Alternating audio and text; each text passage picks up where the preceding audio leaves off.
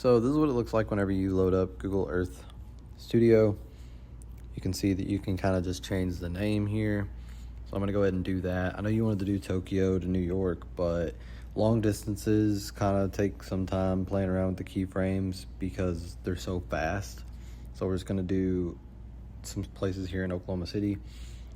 And I'll show another one later, similar to the one that I did for the 7-year-old video.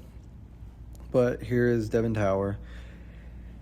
And whenever it loads up, you can kind of see the camera position and the camera rotation, attributes, and the keyframes associated with those. In order to drag, you can just double click and then drag, and that's how you kind of orbit around.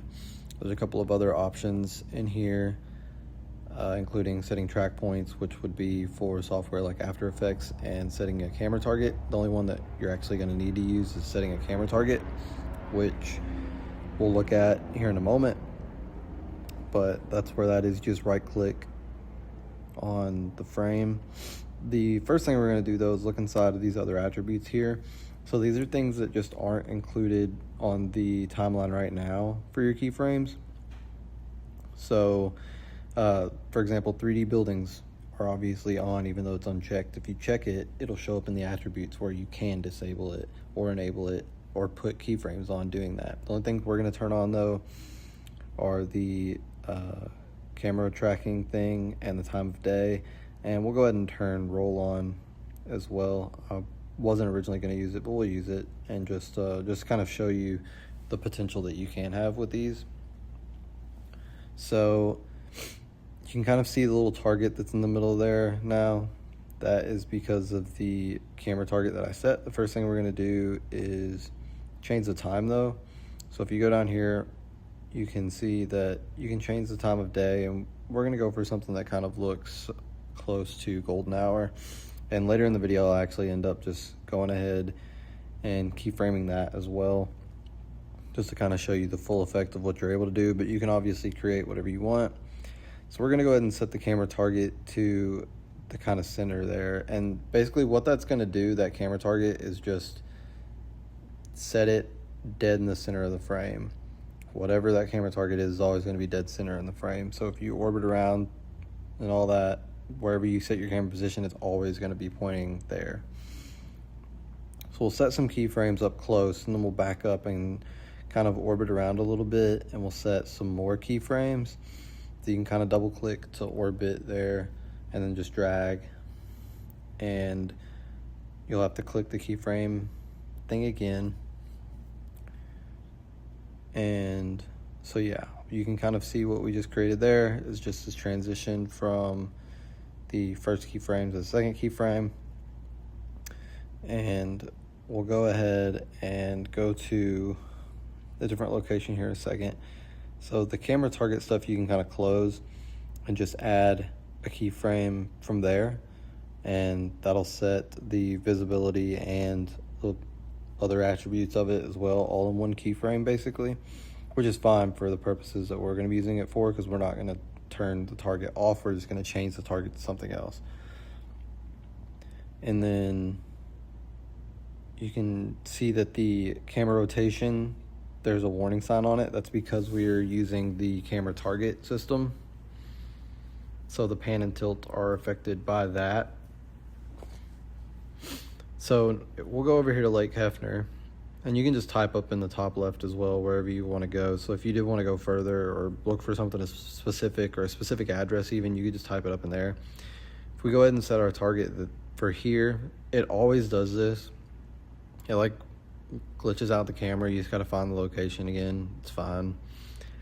But it's because you don't have the latitude, longitude, altitude set. So if we go ahead and reset our position, you can see that it's fine. So we'll set keyframes for those, and then you'll see what this is doing is just kind of creating a transition for our target. So our target starts on the Devon Tower, and then the keyframe transition basically has it go from Devon Tower to Lake Hefner, or wherever, and however you want to do it. So that's basically what's going on there. You can also put a point kind of in between. I I can't remember if I did it for this or not. Just kind of rise the camera out so that the transition is a little bit smoother, but that is going to go on your position marker. But you can kind of see what we just did there for that. I feel like I just kind of left the video raw, so I'm just kind of talking over it later. So feel free to skip through any of this, I guess. But yeah, I set the tracker there, and then the tracker moves. That's the camera target. Moves all the way over here. And I'm always looking at it no matter where my position keyframes are. So you can also highlight all the keyframes and put easing on them, which will kind of help it function a little bit better. I think I was just trying to make this quicker, figure out what looked a little bit smoother. You really do just got to kind of play around with the keyframes a little bit to get a smooth transition, because getting it to look smooth in here is really hard.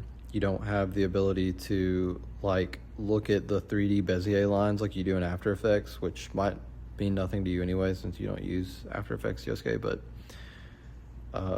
it's a little bit more difficult to do inside of here because you just can't make it as smooth. But if you play around with it, you can get something that looks pretty smooth. And for our ins and outs, when we take those into Premiere, you're gonna see that we can make those look a lot better than they do right now.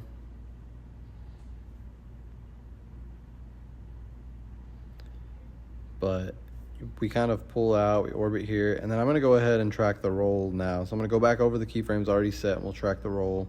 And you can kind of see that all that's doing is rolling the camera itself. And so this just kind of adds a little bit of extra oomph to the animation. You can get creative with it, kind of roll to the way physics would actually work. So I probably should have done it the other way for like the camera being pulled over here, but I was just trying to make something really quick. I actually think the one that I end up showing later in Premiere that I did for the 7-year-old video actually looks a lot better than this one. But again, I was just trying to put something together to kind of show exactly how this application works. So whatever you make, you can spend a little bit more time on to make it look a little bit better, a little smoother.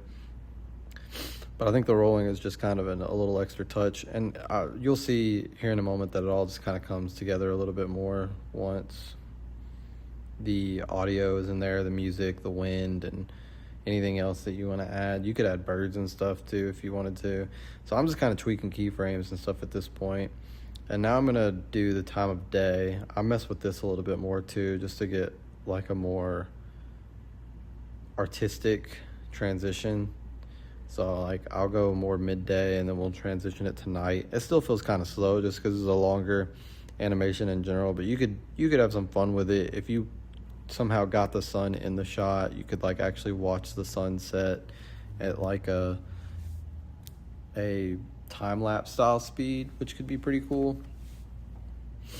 because you can see the sun in the frame when you set the time of day. So there's a lot to explore and play around with it, and you can open up the other attributes and potentially play around with some of those too. But like you can kind of see there, like it probably gets a little bit too dark if I was really doing this. And for the footage that I'm going to use, it doesn't even need to be nighttime, but this is basically how you create one of these. And then yeah, we can go up here and make sure you're saving it. I didn't save it the entire time, I noticed, but if you go to File and Save, make sure you're saving it as you're working on it, because it does not autosave, and it will just totally crash on you sometimes because it's a web-based application. So it just doesn't work great all the time. And then I messed up here and I accidentally hit enter, which starts the render. So I'm gonna go back into Cloud Renders here and just cancel that one. But once you go up to render, you can name it again whatever you want, and then you can set a couple different parameters, like where you want the attribution position to be. So I always end up cropping this out. I'm gonna show you how to do that in Premiere, which you're probably not technically supposed to do. You could probably put some attribution in the description if you wanted to, be legal about it, because technically you are supposed to have attribution that this is Google Earth software and not real. But I think for, you know, the sake of a smaller YouTube channel and stuff, it's definitely fine. I just crop it out. But I push it all the way to the bottom right of the frame or wherever is out of the way. And then I crop it out in Premiere because you can't get rid of the attribution. It has to be on there. And then there's some other settings stuff in here. 3D tracking data would be good if I was going to track text or something into the footage in After Effects. But I've not done that before. So I haven't really ever used that. But you could. And then, yeah, once you click submit, you can go inside of Cloud Renders and you can see where it's queued up there. And then I'll just go ahead and cut here in a second to when it's done.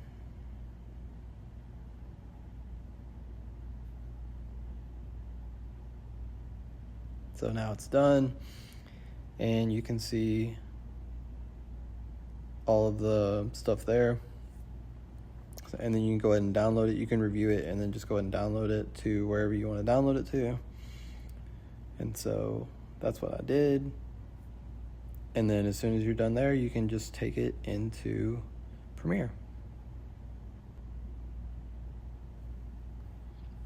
So now we're here in Premiere. And this is the 7-year-old video that I'm going to go ahead and show you first. Cool. You wanna go to lake? Yeah. Alright, let's go to lake.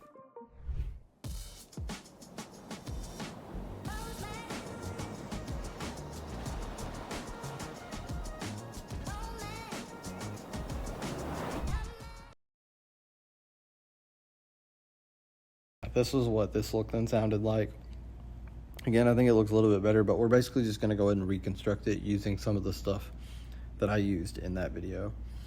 So for starters, since we're basically going to and from the same location, I'll go ahead and use the same start and ending video clips. The one on the right doesn't have any audio because the audio was on a different layer that I didn't copy over, but it's fine for what we're doing, tutorial purposes. So here's the clip that we rendered out in Google Earth Studio. We can go ahead and drag it in. And then I'm basically just going to put all of these end to end. And you can play it through, kind of already get the gist of what this is going to look like. But the next thing that we're going to do is add in the transitions. And we can get those from Premiere Composer or Mr. Horse. Basically, same thing. Mr. Horse's Premiere Composer. So we'll go up and add that. I moved the entire thing to my left screen, which is a little cramped and hard to tell what's going on. So I had to add that back in. But we'll do a zoom out for the first part of the clip, and then the later part of the clip will be a zoom in. And I like to do the zoom out and zoom in and shake because I like the added motion of the shake. It kind of covers any initial wobbleness, I guess, in the imperfections of the clip. I like the shake. So now you can already see this is a significant step up, in my opinion.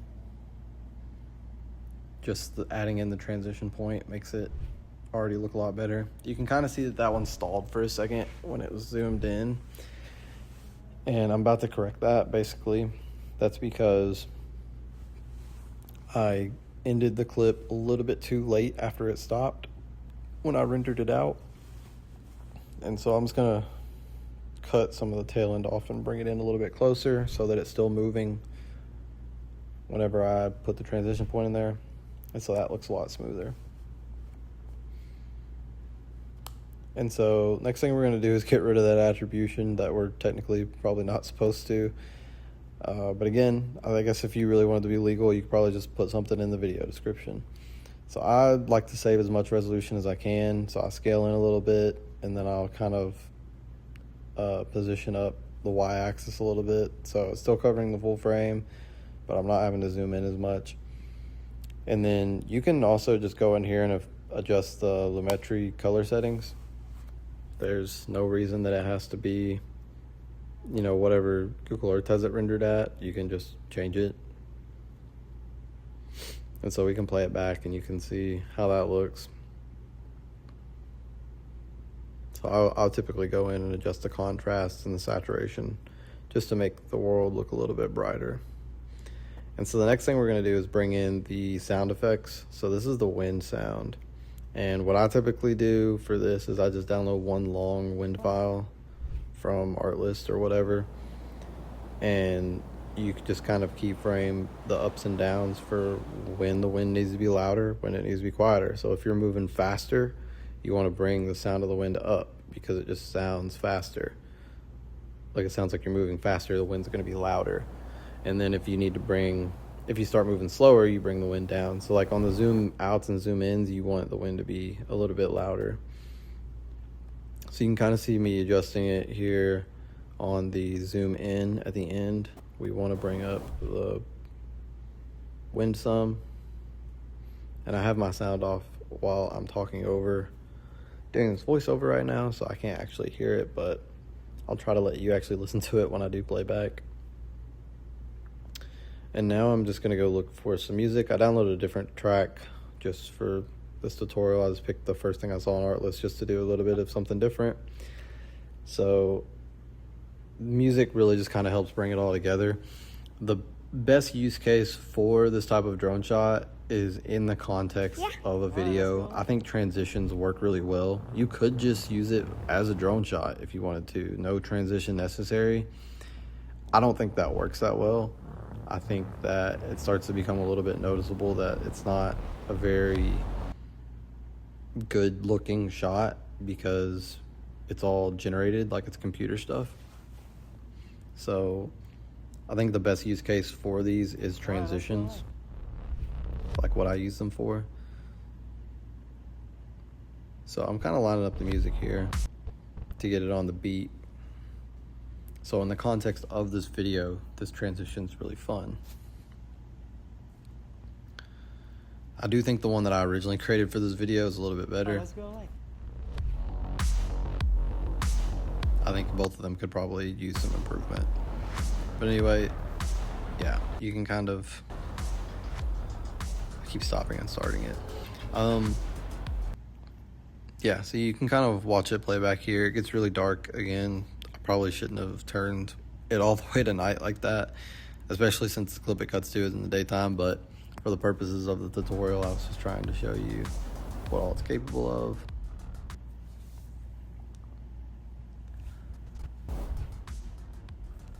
So yeah, you kind of see the transition point in there. So we've adjusted our music keyframes and stuff. I'll bring it up when it goes into the transition because there's no dialogue, and then I'll bring it back down later. And so you can kind of see it go to the beat there too. We'll play it back.